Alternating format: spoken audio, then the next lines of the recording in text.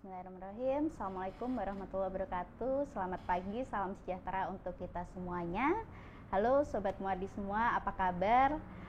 Kita bertemu lagi, senang sekali di pagi hari yang cerah ini. Seperti biasa, di hari Selasa pagi kita bertemu kembali dalam acara yang tentunya sudah kita tunggu-tunggu. Acara persembahan dari Rumah Sakit Umum Daerah Dr. Muardi, yaitu Muardi Wae. Seperti biasa, di acara ini setiap minggunya kita akan membahas berbagai topik kesehatan yang tentunya sangat menarik dan juga menghadirkan narasumber-narasumber yang tentunya keren, hebat, dan sudah ahli di bidangnya. Senang sekali hari ini saya Dr. Adniana, spesialis dermatologi dan venerologi, hari ini akan memandu dan menemani Sobat Muardi semuanya. Hari ini kita akan membahas topik yang cukup menarik, yaitu mengenai infeksi menular seksual, sifilis atau raja singa. Apakah bisa disembuhkan? Nah, menarik sekali ya Sobat Muardi, tentunya semua sudah sering mendengar gitu ya, apa itu sifilis atau raja singa. Namun sebenarnya penyakit apa sih ini, bagaimana, apa penyebabnya, bagaimana penularannya, hingga nanti kita akan bahas bagaimana pengobatannya dan apakah memang bisa sembuh 100% gitu ya. Tentunya untuk membahas masalah ini saya tidak sendiri di sini di studio. Saya sudah ditemani narasumber kita yang tentunya sudah expert mengenai topik ini. Langsung saja tanpa menunggu waktu lama, kami perkenalkan. Dia adalah Dr. Endra Yustin Elistasari, Magister of Science, spesialis kulit dan kelamin konsultan venerologi. Selamat pagi dokter. Selamat pagi Dr. Adni. Sehat dok? Alhamdulillah segar sekali ya Dr. Endra hari ini. Ya dok, boleh disapa dulu Sobat Muardi. Selamat pagi Sobat Muardi. Saya hari ini Dr. Endra Yustin, spesialis kulit dan kelamin, akan bicara tentang topik yang diminta adalah tentang sifilis atau yang sering disebut dengan raja singa. Raja singa, cukup menarik ya. Jadi kami kenalkan sekali lagi, Dr. Endra ini adalah guru saya, senior saya, sekaligus beliau adalah salah satu dokter spesialis kulit dan kelamin, atau sekarang disebut juga sebagai dokter spesialis dermatologi dan venerologi yang saat ini berpraktik di Rumah Sakit Umum Daerah Dr. Muardi. Mungkin sebagai informasi juga nih dok, untuk Sobat Muardi dimanapun berada, bahwa kita sebagai dokter spesialis kulit dan kelamin ini tidak hanya menangani permasalahan kulit saja loh, atau rambut dan kuku saja. Namun termasuk di dalamnya adalah berbagai permasalahan dan juga penyakit seputar kelamin dan infeksi menular seksual gitu ya.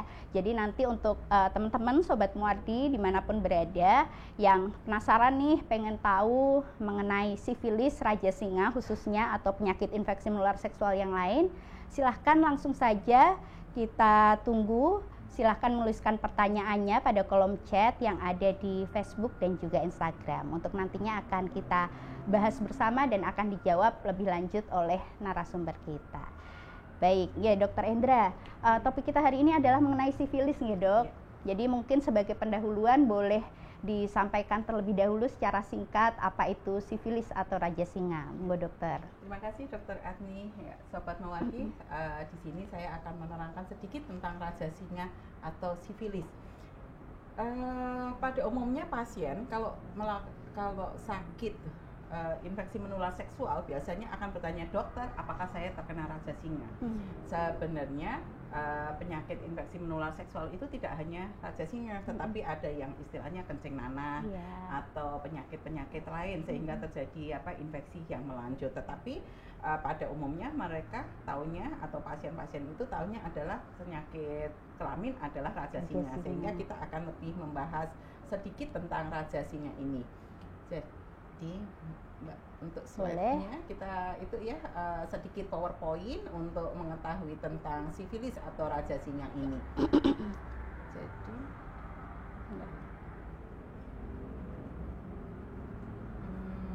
sifilis sendiri itu penyebabnya adalah bakteri, yaitu Treponema pallidum.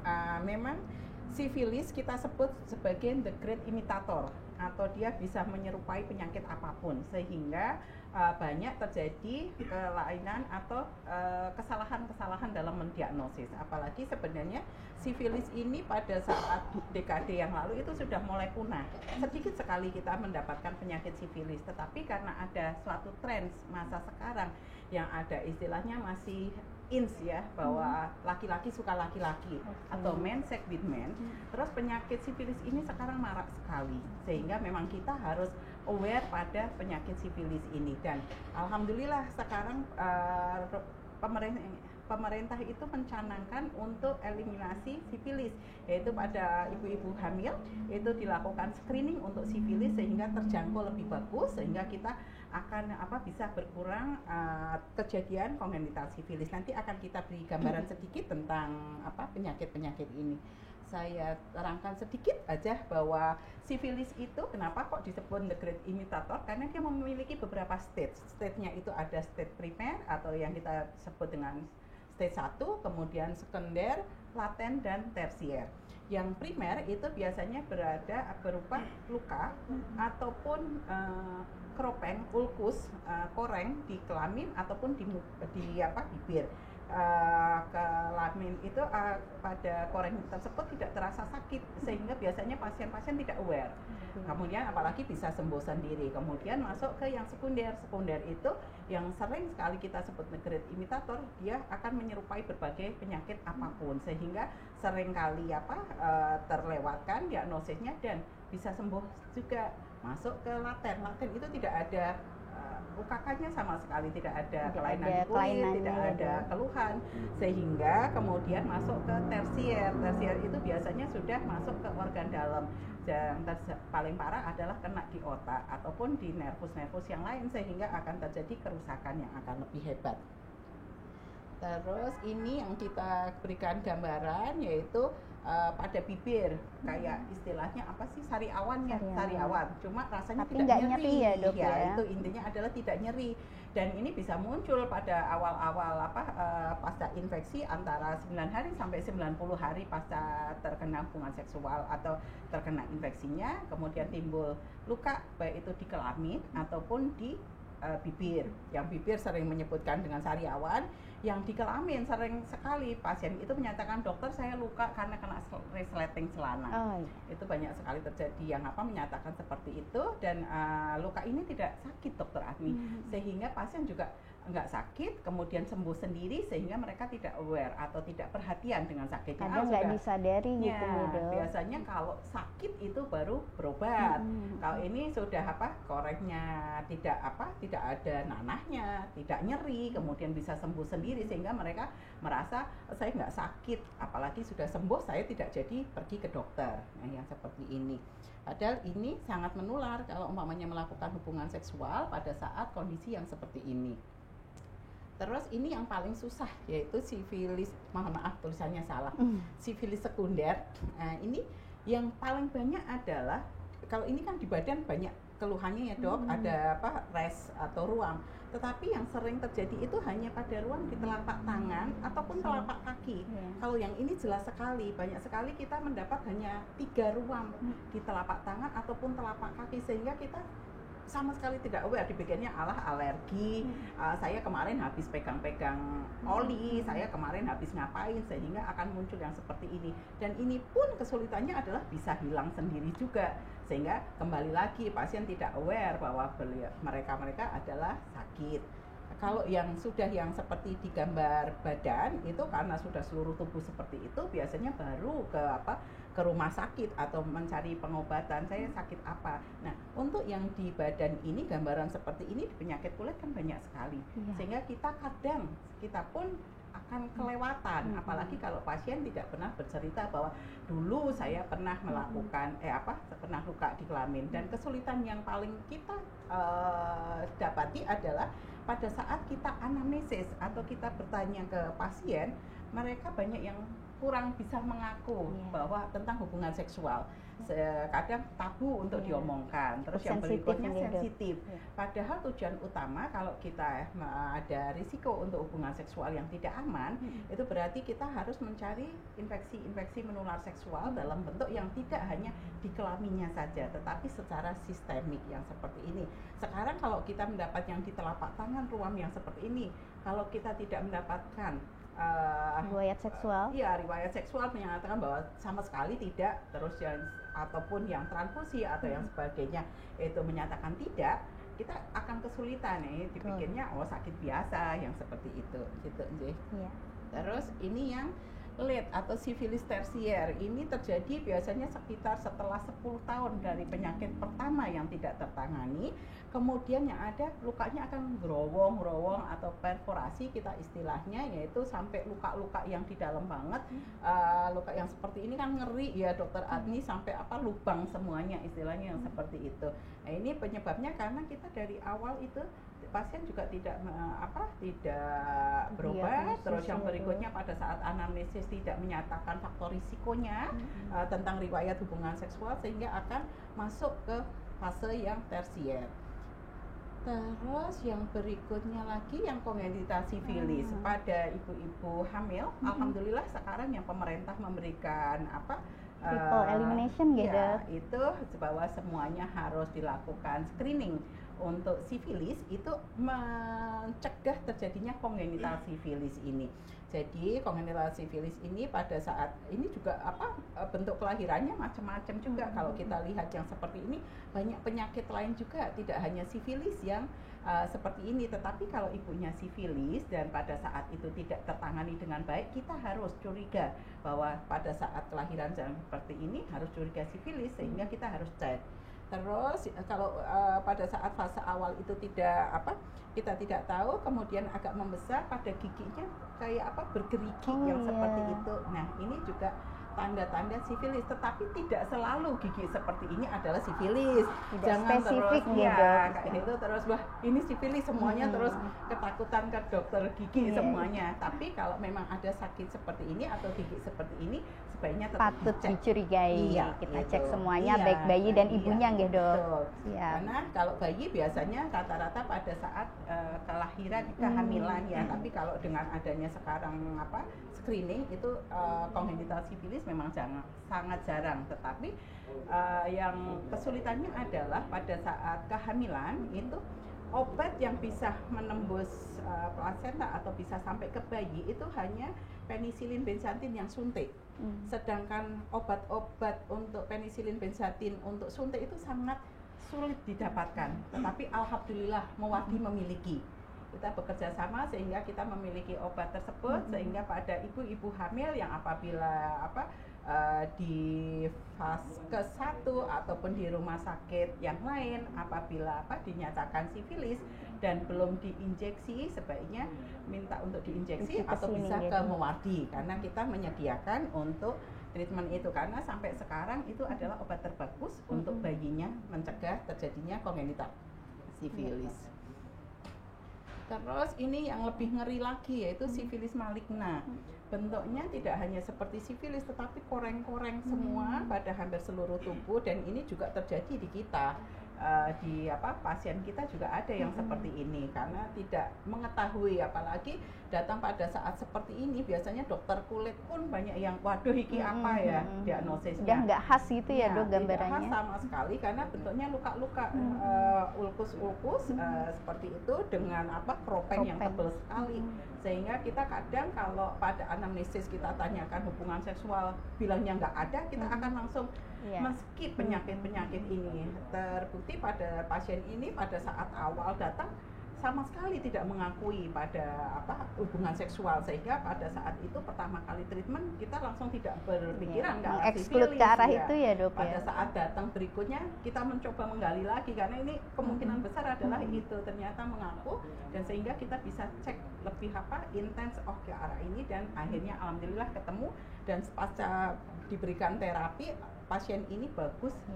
Mohon maaf yang setelah terapi tidak saya masukkan, saya lupa, tapi hasilnya bagus sekali. Sudah hilang kropengnya ya Dok ya. Kropeng hilang, tinggal warna coklat-coklat sedikit aja.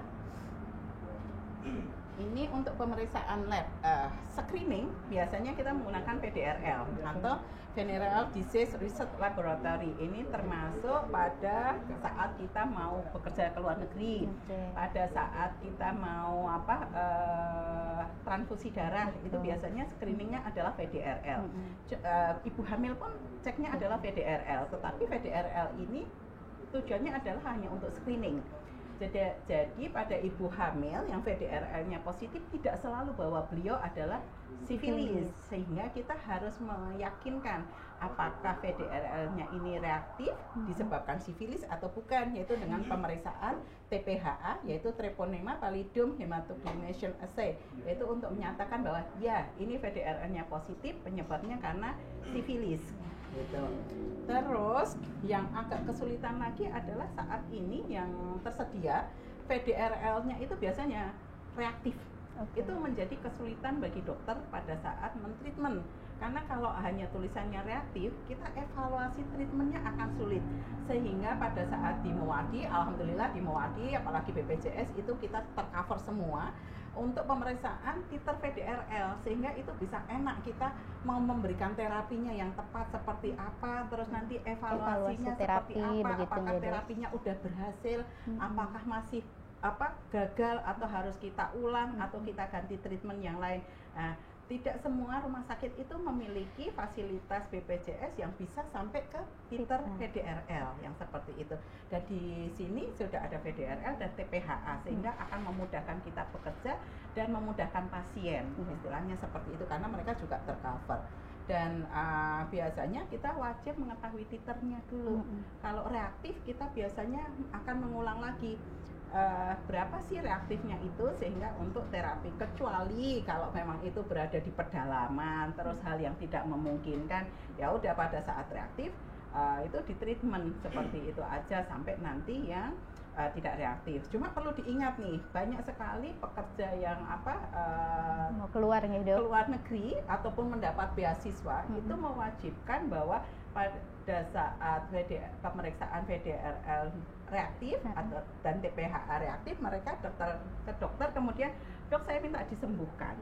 Nah itu yang paling banyak adalah seperti itu PR pada ya dok, saat itu fase laten. Hal tersebut karena tidak ada keluhan apapun, kemudian pada saat ke luar negeri itu kan harus ada screening untuk bekerja di luar negeri, ada screening ini, kemudian ternyata reaktif, padahal pasien merasa bahwa fase 1 saya tidak mengalami, fase 2 tidak mengalami, tapi fase latennya saya mengalami. Ini banyak sekali terjadi seperti itu, karena antara tidak mengalami atau tidak aware, kita nggak tahu yang seperti itu ya.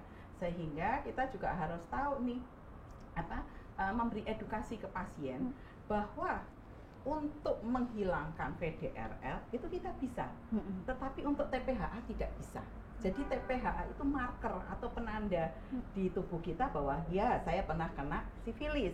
Tetapi penanda itu tidak bisa kita skip, nggak bisa kita hapus. Nah, kalau umpamanya tempat bekerja beliau itu mengharuskan bahwa meminta harus negatif semua, kita sebagai dokter harus mengedukasi bahwa TPHA itu bisa berlangsung seumur hidup. Kalau VDRL lama-lama nanti akan bisa non reaktif sampai 2 tahun. Sehingga mungkin pasien bisa kita edukasi untuk mencari tempat kerja yang lain atau yang sebagainya. Atau ternyata kok jadi non reaktif, ya kita nggak tahu kayak gitu, apakah terjadi error lab atau terjadi error pada saat pembacaan. Tetapi itu akan sulit sekali. Ini untuk terapinya, nah kenapa tadi saya cerita bahwa harus ada titernya, karena seperti ini kapan kita harus memberikan terapi injeksi itu 1 kali, kapan kita harus mengulang sampai 3 kali adalah berdasarkan titernya. Mungkin dari saya itu ya Dokter Adni ya, untuk ini, sehingga kita memang butuh banget titernya. Kalau tersedia fasilitas untuk ada titer, kita wajib untuk melakukan titer, karena setelah kita treatment itu juga kita harus cek ulang titernya. Kalau umpamanya itu naik, berarti satu, apakah obatnya tidak kena atau terjadi resistensi obat. Yang berikutnya itu yang harus kita pikirkan adalah apakah terjadi infeksi ulang. Karena hubungan seksual itu banyak sekali yang penyebabnya adalah multi partner. Suruh abstinensia atau tidak melakukan hubungan seksual secara 3 bulan kayak gitu, seringkali sulit sekali. Untuk meminta memakai kondom itu pun sulit sekali, sehingga yang seperti itu, apalagi pada yang laki-laki suka laki-laki, itu berisiko banget. Sehingga kalau saya menyarankan bagi pasien-pasien atau bagi pemirsa yang umpamanya melakukan hubungan seksual laki-laki dengan laki-laki tanpa kondom, tanpa safety yang jelas kayak gitu, sebaiknya cek untuk screening sifilis, infeksi menular seksual ya, ya dok. Salah satunya sifilis gitu ya dok. Itu wajib kalau sekarang karena trennya sangat sangat naik sekali ya. Itu sekarang tinggi banget. Ya. Baik, terima kasih Dokter Endra. Jadi itu tadi ya sekilas mengenai sifilis, sudah cukup lengkap sih dok. Ini tadi sebenarnya gambarannya juga sudah diperlihatkan. Jadi mungkin saya review sedikit ya. Tadi sifilis adalah salah satu penyakit infeksi menular seksual ya Dokter Endra yang disebabkan oleh bakteri Treponema pallidum. Jadi pengobatannya sudah ada gitu ya, antibiotik bisa disembuhkan gitu. Dan gambarannya pun sangat bermacam-macam tergantung dari stadiumnya tadi. Ada yang primer, sekunder, laten maupun tersier gitu ya dok. Yang perlu diperhatikan adalah memang untuk teman-teman atau mungkin yang mendengarkan ini yang memiliki risiko riwayat seksual yang beresiko, ada baiknya untuk selalu memeriksakan atau melakukan screening untuk dilakukan pemeriksaan sifilis ataupun IMS gitu ya dok ya. Selain tadi sudah dijelaskan Dokter Endra, salah satunya adalah yang marak sekarang ini yang mungkin lagi banyak male sex with male atau LSL gitu ya dok ya. Itu salah satu faktor resiko tinggi gitu ya dok untuk terkena IMS. Kemudian apalagi sih dok faktor-faktor resiko apalagi gitu yang perlu diperhatikan mungkin untuk yang mendengarkan di sini. Jadi kita aware, wah aku harus periksa nih karena rata-rata tuh kan denial gitu ya dok ya, sudah melakukan hubungan beresiko tapi ada gejala diabaikan gitu. Apa saja dok? Terima kasih Dokter Adni. Jadi memang nomor satu yang perlu kita perhatikan adalah yang faktor risiko tinggi adalah men sex with men atau laki-laki suka laki-laki. Karena rata-rata penetrasinya adalah melalui anus, hubungan seksualnya melalui anal. Anal itu elastisitasnya sangat rendah sekali dibanding vagina, istilahnya seperti itu ya. Sehingga dia pada saat melakukan hubungan seksual anal itu akan terjadi trauma, minor trauma ataupun seringkali malah terjadi perdarahan, sehingga disitulah lokasi pintu untuk masuk ya dok? Pintu masuk, mau itu HIV, mau itu sifilis dan sebagainya. Sehingga kenapa sih kok sekarang trennya naik banget. Terus yang berikutnya jarang menggunakan kondom pada saat melakukan hubungan seksual itu, tidak menggunakan kondom itu juga merupakan faktor risiko hubungan seksual tanpa kondom. Terus yang berikutnya multi partner ya, banyak yang multi partner itu rata-rata kalau kita tanyain apakah yang pasangannya sakit, saya nggak tahu. Jadi banyak yang asal masuk, istilahnya seperti itu tanpa mengetahui. Terus yang berikutnya jajan, definisi jajan adalah ke PSK.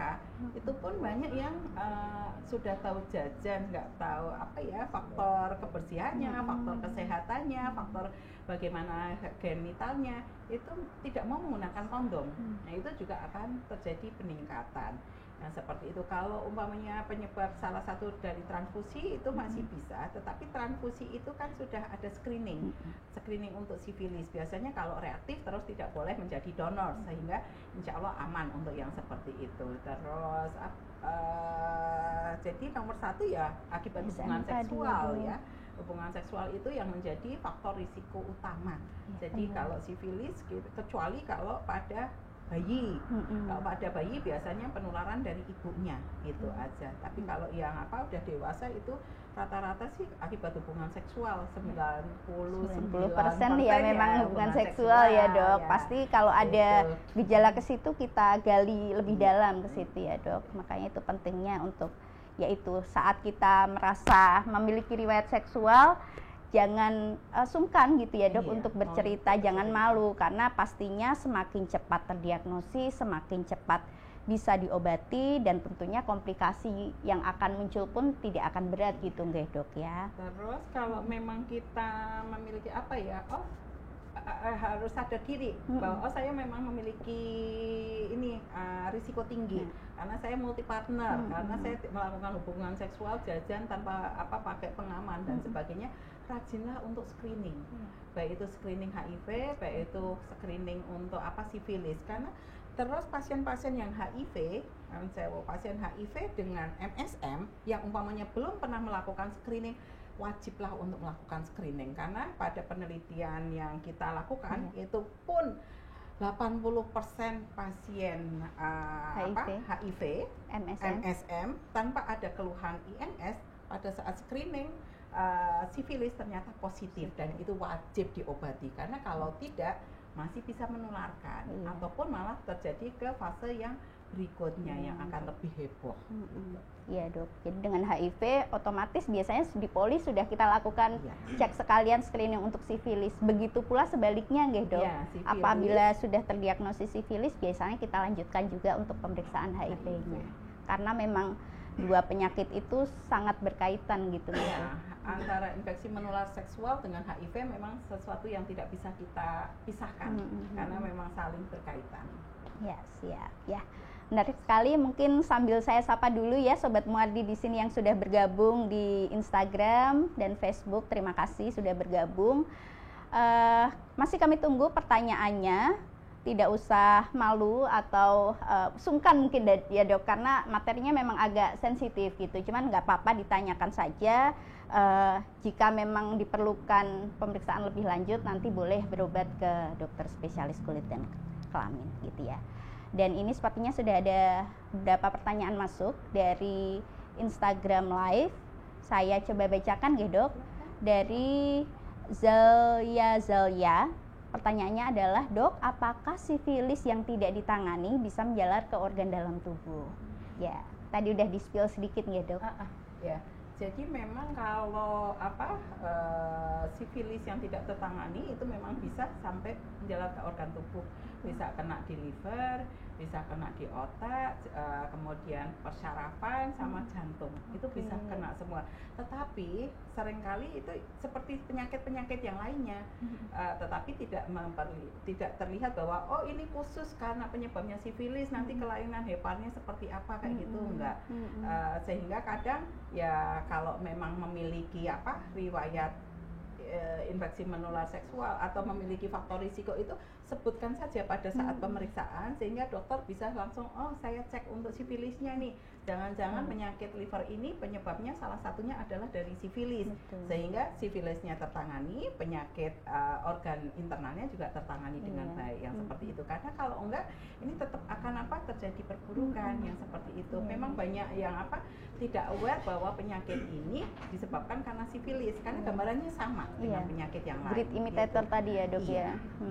Nah itu tadi ya, sekali lagi pentingnya untuk keterbukaan kita para dokter pasien gitu memang harus selalu disampaikan saja, karena kalau memang ternyata suatu kelainan organnya itu merupakan komplikasi sifilis gitu ya dok, kita obatin dua-duanya sehingga lebih komprehensif, bisa tertangani dengan lebih baik begitu ya dok. Jadi benar ya, bisa menjalan ke organ tubuh yang lain, terutama apabila memang tidak diobatin gitu ya, berlanjut ke fase yang tersier tadi nggih dok ya, bisa ke otak, ke hepar, jantung dan lain sebagainya gitu. Oke, coba mungkin ada pertanyaan lain. Nah ini udah ada juga dari IG Live, dari Misha Marsha. Dokter, apakah yang beresiko terkena sifilis hanya yang suka berhubungan sesama jenis? Monggo dok. Terima kasih. Memang untuk yang sesama jenis itu memiliki risiko yang lebih tinggi. Tetapi untuk pada orang-orang yang multi partner itu juga sama memiliki risiko yang sama tingginya, karena yang umpamanya nih yang sesama jenis itu juga tidak mutlak bahwa mereka sukanya adalah sesama jenis, tetapi bisek.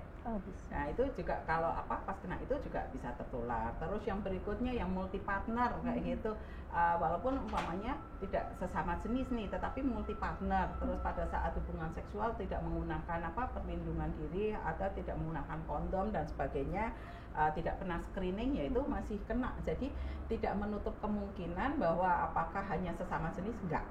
Ya, dengan orang dengan multi partner, seks bebas, seks tidak aman, itu pasti sama risikonya untuk tertular atau terkena sifilis gitu. Jadi resikonya sama ya dok untuk yang orientasi seksualnya, baik yang sesama jenis, hetero atau biseks ya dok? Iya.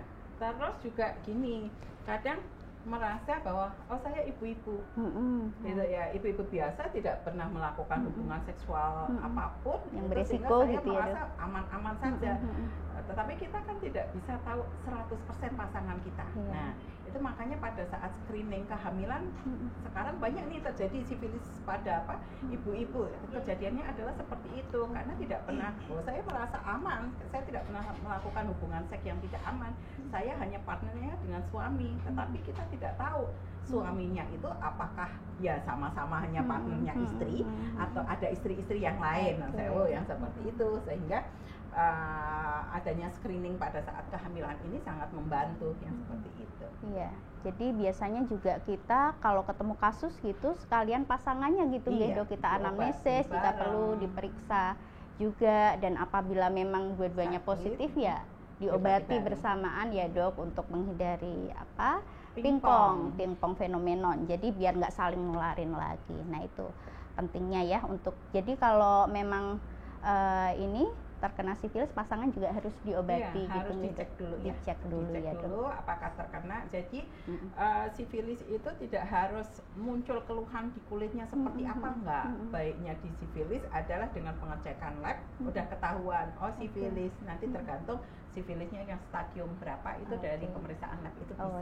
iya, pemeriksaan lab yang tadi ya Dok, VDRL dan TPHA. Ya. Oke, mungkin masih menyambung yang pemeriksaan penunjang tadi ya Dok, VDRL dan TPHA. Tadi Dokter Endra mungkin sudah sampaikan juga ya di depan bahwa VDRL itu hanya untuk screening gitu ya, tidak hanya terjadi pada sifilis. Kadang kita pernah tuh ya Dok dapat pasien, Dok VDRL saya positif padahal saya nggak pernah gitu, udah digali lebih dalam, saya nggak pernah hubungan seksual, belum pernah sama sekali gitu. Kira-kira faktor-faktor apa saja gitu Dok yang bisa menyebabkan VDRL positif? Jadi pada saat pasien itu datang dengan VDRL positif, menyatakan bahwa saya tidak pernah melakukan hubungan seksual seperti itu, kita cek dulu TPH-nya positif atau langsung negatif. Lanjut ya Dok ya. Kita nggak bisa bawa langsung oh ini berarti penyebabnya karena ini kayak gitu, nggak bisa. Jadi pada saat edukasi kita bisa menyatakan bahwa bisa aja penyebabnya yang lain, tetapi kita wajib dulu nih mengetahui TPH-nya, apakah TPH itu reaktif atau tidak. Kalau yang TPH-nya reaktif berarti itu sifilis, kita gali lagi nanti kausal sifilisnya itu dari mana yang seperti itu. Tetapi kalau umpamanya ternyata sifilisnya atau TPH-nya non reaktif atau negatif, kita bisa gali penyakit-penyakit yang lain. Yang paling banyak adalah kehamilan. Jadi ibu-ibu hamil itu screening VDRL-nya positif, jangan langsung terus seakan dunia runtuh, waduh kok saya kena sifilis, saya gimana, bayi saya gimana, gitu. Terus sudah ribut dengan suaminya dan sebagainya, minta charter dan sebagainya, padahal ternyata itu reaktifnya karena hamil. Bisa ya Dok kehamilan. Jadi harus selalu lanjut TPHA ya Dok ya. Jadi jangan heboh dulu atau ketakutan atau bahkan malah karena takut tidak mau berobat. Nah itu banyak lebih juga Dok itu. Banyak. Dan seperti itu, sehingga carilah orang yang ahlinya. Pada saat reaktif berobatlah, nanti akan diterangkan oleh dokternya dan ada pemeriksaan lebih lanjut sehingga tahu kalau sifilis itu ya diobati, kalau enggak kita bisa mencari penyakit yang lain. Sehingga penyakit-penyakit autoimun itu pun bisa menyebabkan VDRL positif. Sehingga kalau umpamanya ditanyain hamil kok tidak, kita akan mencari penyakit autoimun yang lain yang mendasari apakah penyebab VDRL itu. Atau yang berikutnya jangan lupa juga bahwa itu juga bisa false karena error, laboratory error, itu juga bisa. Masih gitu, mungkin ya Dok. Jadi kadang kalau semuanya sudah itu nggak ditemukan, kita cek ulang sebenarnya ini tuh errornya di mana kayak gitu, karena error itu bisa terjadi juga. Jadi nggak serta-merta ya Dok, habis screening gitu kita udah langsung kepanikan gitu.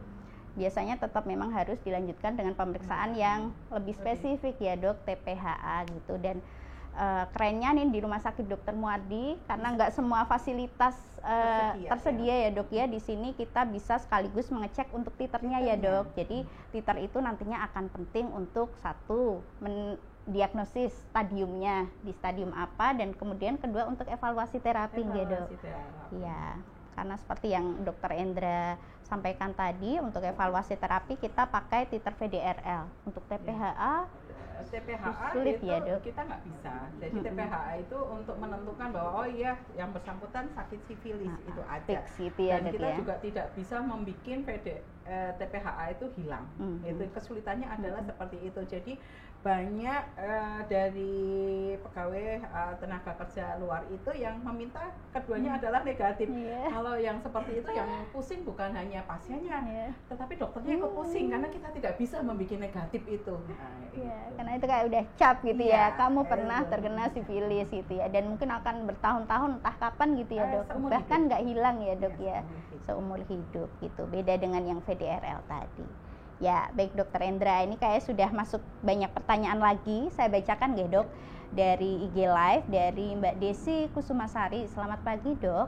Bagaimana gejala seorang pasangan istri yang tertular sifilis dari suami dan bagaimana mencegahnya? Untuk mencegahnya, dua-duanya harus be faithful, setia pada pasangan, tidak setia pada setiap body. Gitu ya. Jadi hanya pasangan aja dia setia, tidak melakukan hubungan seks yang tidak aman, istilahnya yang seperti tadi ya, Dok, itu, ya. Jadi kalau hanya memang dengan pasangan saja, insya Allah itu tidak akan terkena yang sifilis akibat infeksi menular seksual. Terus gejala seorang pasangan yang tertular, kalau tidak muncul lesinya atau tidak muncul kelainan di kulitnya, kita nggak akan tahu. Karena tidak ada kok terus jadi greges-greges, jadi balonnya apa tulangnya jadi nyeri-nyeri kayak gitu, nggak ada.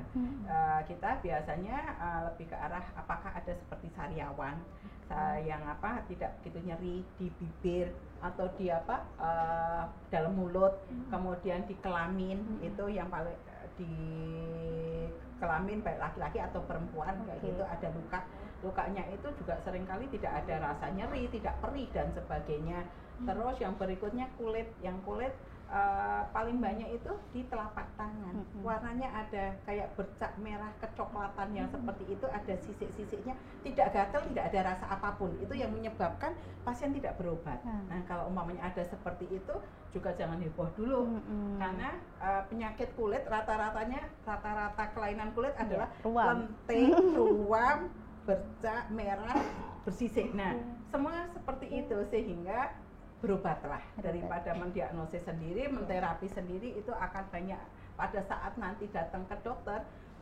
wujud kelainan kulitnya itu udah berubah semua karena diobati sendiri yang seperti itu. Jadi harus ada muncul keluhan dulu ada kelainan kulit dulu baru kita bisa melakukan pemeriksaan. Jadi kembali lagi ya itu tadi ya, Dok, diri sendiri juga harus aware gitu ya, sekiranya saya memang berisiko, bahkan kalau nggak ada keluhan juga ya tetap screening gitu nggih, Dok, ya, supaya ya segera terdiagnosis gitu dan mendapatkan pengobatan apabila memang terdiagnosis gitu ya, Dok, ya. Oke. Kemudian berkaitan dengan pertanyaan ini mungkin nggih, Dok, sebenarnya antara laki-laki dan perempuan itu apakah ada perbedaan gejala klinis, Dok, untuk sifilis? Untuk klinisnya tidak ada. Sama semua nggih, Dok, baik yang primer, sekunder ataupun perempuan, baik yang primer ataupun sekunder ataupun yang tersier sama aja. Dan biasanya kita paling sulit tuh kalau sudah yang sekunder ya, Dok, banyak sekali gambarannya ya, Dok. Itu sangat susah sekali, yaitu yang tadi disebutkan penyakit kulit itu adalah lenting, terus habis itu ruam, sisik, udah itu aja. Gitu. Kecuali pasien memang ada anamnesis yang mengarah ke sana, begitu enggak, waduh, udah susah. Kembali lagi harus jujur ya sama dokter kalau ingin diperiksa gitu dengan benar dan mendapatkan pengobatan yang tepat. Ya, itu ya.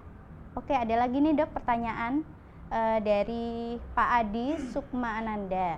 Dok, misal menemukan luka di penis kemudian sembuh sendiri, apakah perlu dibawa ke dokter dan apa bisa screening sifilis sendiri? Untuk screening itu kalau menurut saya ini tetap lebih bagus adalah dengan diperiksakan. Wah, karena dengan dokter itu menanyakan kemarin lukanya seperti apa, itu bisa mendiagnosis yang lainnya. Jadi screeningnya tidak hanya sifilis, tetapi kalau pasien bisa sendiri lain, ya, Dok, ya? nanti screeningnya hanya sifilis, itu nggak ada kegunaannya yang seperti itu. Tetapi kalau periksa ke dokter bisa lebih mengarahkan kemana nih sakitnya, Dan untuk memastikannya harus kemana? Karena luka di penis itu banyak sekali penyebabnya.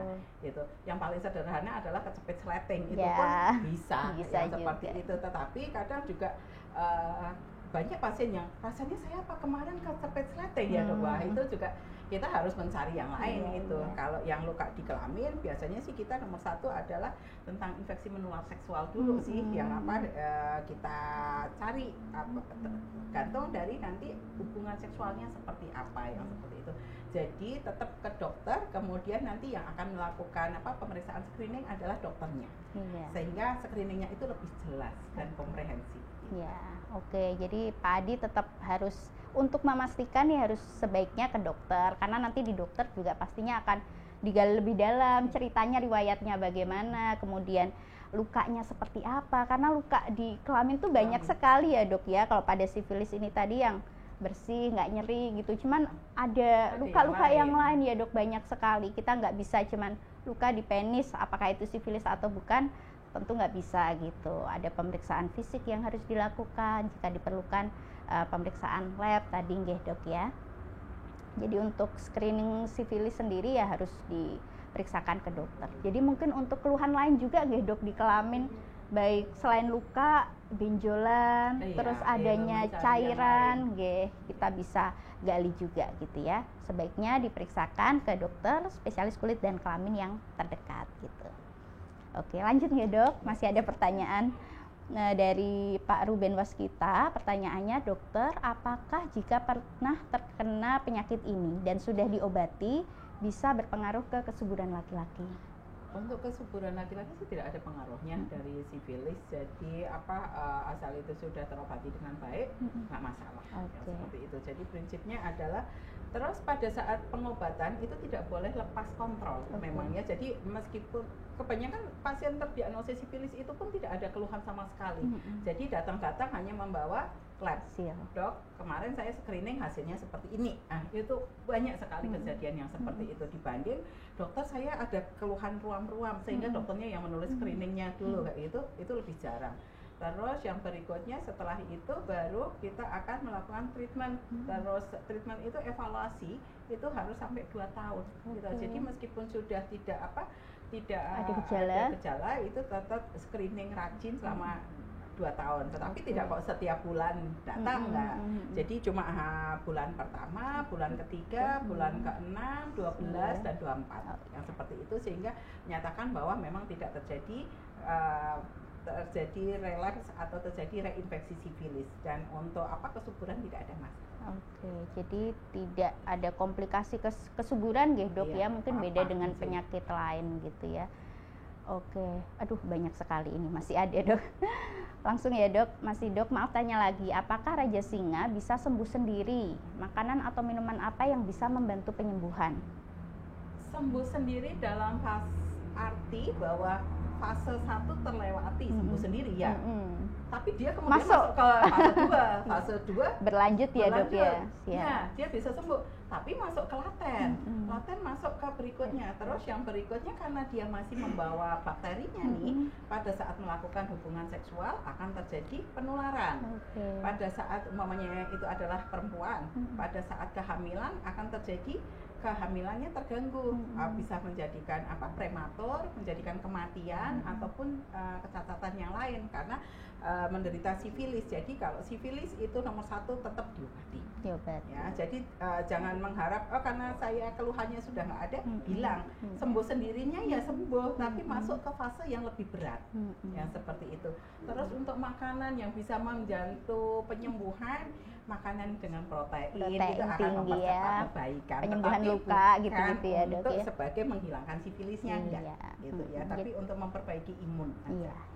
Protein tinggi ya dok ya. Jadi nggak usah takut kalaupun memang terdiagnosis gitu ya, diobatin aja, wong ini sudah ada obatnya gitu ya dok, penyebabnya sudah jelas, bakteri, obatnya sudah ada gitu, dijalani saja, diobati dan kontrol sampai paling tidak 2 tahun itu ya dok ya, untuk memastikan tidak ada relapse ataupun reinfeksi. Pengobatannya gitu. juga tidak tidak membosankan. Karena kalau umpamanya nggak tiap yang hari gitu ya dok ya. Jadi pengobatannya itu tergantung titer. Kalau titernya itu tinggi lebih dari 1:4 kayak gitu, pengobatan cukup 1 kali injeksi. Selesai gitu ya dok. Sudah pulang. Habis itu pasien pulang, terus nanti wajib, tetapi kita tetap edukasi ya, wajib hubungan seksual aman. Jangan-jangan wah karena sudah 1 kali injek sudah selesai, saya akan melakukan hubungan seksual lagi. Nah itu kebanyakan yang seperti itu karena bisa disembuhkan dan mudah, hanya 1 kali one shot aja, 1 kali suntik, saya akan jajan lagi ya, atau saya akan menjadi raja-raja singa yang lain lagi, itu jangan menjadi raja lagi seperti itu. Sehingga makanya kita kenapa sih kok sampai evaluasi 2 tahun, karena untuk mencegah yang seperti itu dokter Adni. Jangan sampai, karena memang kebanyakan tidak akan tahu, tidak muncul yang luka atau tidak muncul keluhan, tetapi ternyata titernya itu naik. Kalau titer naik berarti kita perlu treatment ulang gitu ya. Jadi umpamanya awalnya saya 1/16, kemudian setelah di treatment menjadi 1/32. Nah itu berarti ada, kita harus menanyakan nih, terjadi kenaikan itu apakah karena resisten terhadap obat, ataukah memang karena hubungan lagi. Itu wajib dinyatakan, karena nanti ini tergantung pengobatannya juga gitu. Yang terbagus tetap injeksi penisilin benzatin itu ya. Jadi ada yang memang hanya cukup sekali suntik atau perlu 3 kali suntik. 3 kali suntik itu berarti 3 per minggu sekali selama 3 kali. Ini kesulitannya adalah tidak semua center rumah sakit ataupun di klinik-klinik itu punya tersedia gitu. Sehingga memang agak kesulitan di situ. Terus terutama pada kehamilan wajib suntik sampai sekarang. Karena ya resiko kejanin itu dok. Dan beruntungnya di Rumah Sakit Dr. Muardi ini selain pemeriksaan titer yang lengkap tadi, juga tersedia benzatin penisilin ya dok, pengobatan yang efektif, kemudian juga tidak membosankan dan hasilnya baik. Dan kembali lagi, yang penting adalah diobati, dan setelah pengobatan ya hindari faktor resikonya, jangan kok terus jajan lagi ya sama aja bisa keinfeksi lagi ya, walaupun udah ada obatnya, pengobatannya gampang, tapi ya faktor resikonya juga tetap harus dihindari gitu ya dok ya. Oke, lanjut lagi nggak dok ya? Masih ada pertanyaan, ini dari Mbak Sarah Hitakila. Maaf baru bergabung dok, kalau baru ketahuan sifilis saat hamil, apakah bisa membahayakan janin? Baru ketahuan sifilis saat hamil sekarang banyak sekali kejadian seperti kita ini ketemu ya. Banyak kita ya ketemu dok. Banyak sekali. Ya alhamdulillah gitu ya dok. Karena ada triple elimination screening untuk sifilis pada ibu hamil, sehingga kita bisa ikut urun treatment gitulah ya di bagian kulit dan kelamin. Sangat bisa untuk sembuhkan.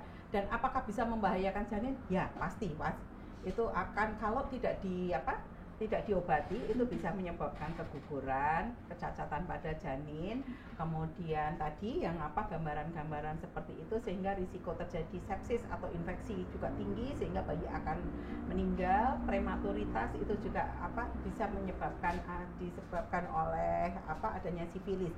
Pada saat sifilis saat hamil, asal kita tahu titernya berapa, kita akan bisa mentreatment dengan baik itu.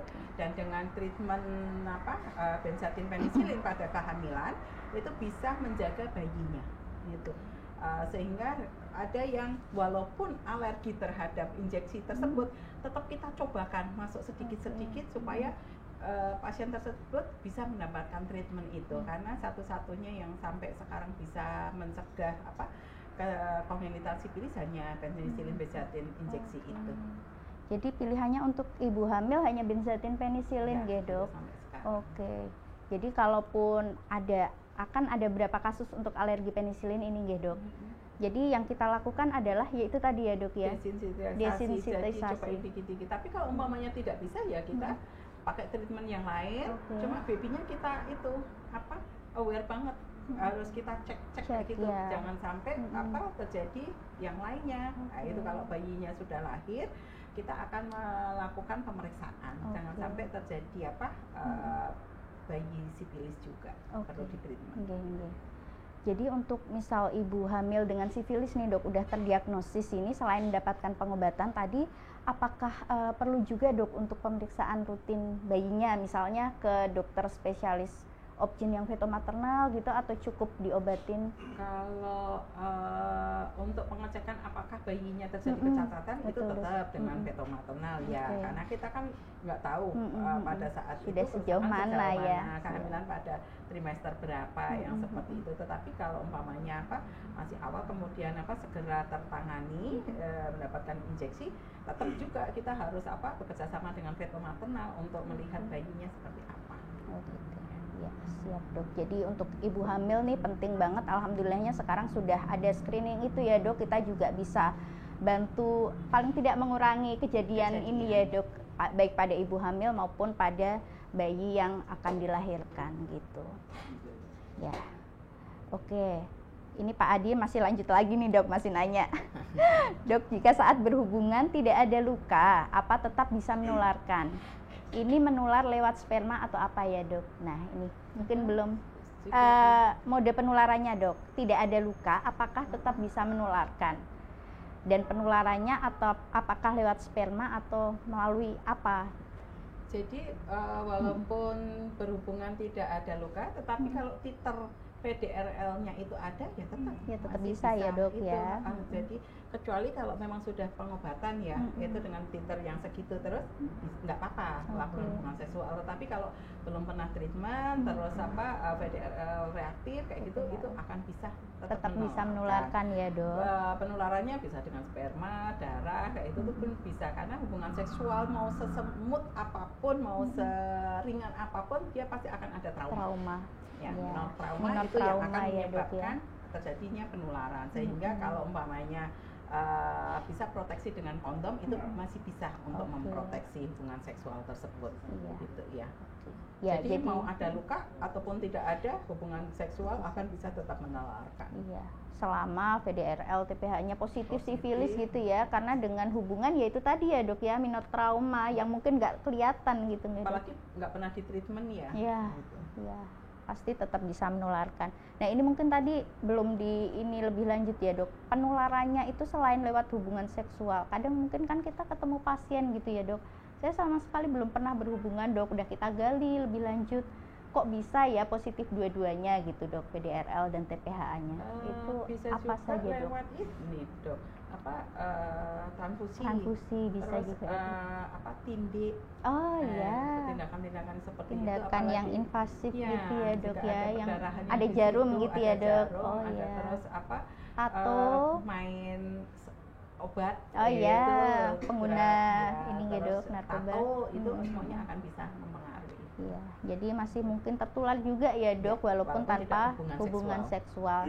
Namun memang mayoritas 80-90% lebih karena hubungan seksual. Ya, gitu. Oke, mungkin diselesaikan sekalian ya, Mbak ya. Ini masih ada banyak nih yang tanya dok, seru. Oke, lanjut nih dok, dari Mbak Hestialrina. Dok, teman saya terkena sifilis 2 tahun, tapi belum berani berobat ke dokter sampai saat ini. Sekarang kakinya sulit digerakkan saat bangun tidur.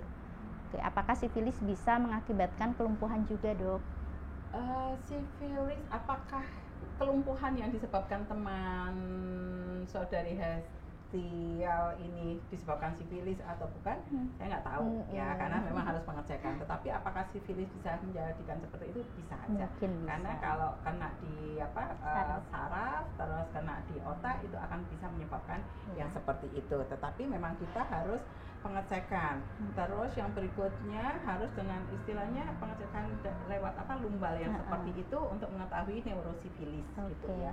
Terus kalau yang terkena sifilis 2 tahun tapi belum berani berobat.